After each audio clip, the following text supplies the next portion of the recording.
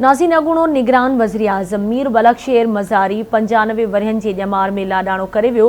Senior सियासतदान बलखशेर मज़ारी लाहौर जी निजी अस्पताल में दम धणी हवाले कयो।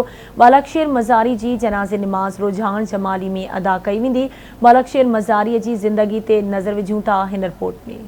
मज़ारी कबीले सरदार मीर बलखशेर मज़ारी 8 जुलाई 1928 ईस्वी ते जनम वरितो। सरदार जी हैसियत में बलखशेर मज़ारीअ खे मीर जो लक़ब मिलियल हो।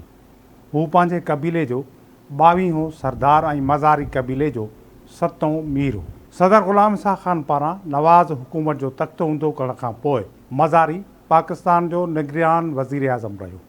26 मई 1993 ईस्वीअ ते निगरान वज़ीर आज़म तौरु मज़ारीअ जो मुद्दो ओचितो ख़त्म थी वियो जॾहिं सुप्रीम कोर्ट सदारती हुकुम खे रद्द करे नवाज़ शरीफ़ खे ॿीहर वज़ीर आज़म बणायो। 19 अप्रैल 1993 ते सदर ग़ुलाम शाह खान पारां वज़ीर आज़म नवाज़ शरीफ़ जी हुकूमत खे बरतरफ़ करणु सूबाई असेंबलियुनि ऐं क़ौमी असेंबलीअ खे टोड़ण बैदि मीर बलखशेर मज़ारीअ खे निगरान वज़ीर आज़म मुक़ररु कयो वियो हो। मज़ारी ख़ानदान जो पाकिस्तान जे सियासत में अहम किरदारु रहियो आहे। मीर बलखशेर मज़ारीअ जो भाउ सरदार शेरबाज़ ख़ान मज़ारी बि पाकिस्तान जी सियासत जो अहम नालो रही चुको आहे। मीर बलखशेर मज़ारी जो फर्ज़ंद सरदार रियाज़ महमूद ख़ान मज़ारी क़ौमी असेंबलीअ जे राजनपुर वारे तक NA 195 तां 2018 ईस्वीअ जे आम चूंडुनि में PTI जे टिकट ते चूंडियो, जॾहिं त संदसि पोटो दोस्त मोहम्मद मज़ारी पिणु NA 175 राजनपुर मां पीपल्स पार्टी जे टिकट ते चूंडियो वियो हो, जेको पाणी ऐं बिजलीअ वारी वज़ारत जो पार्लियामानी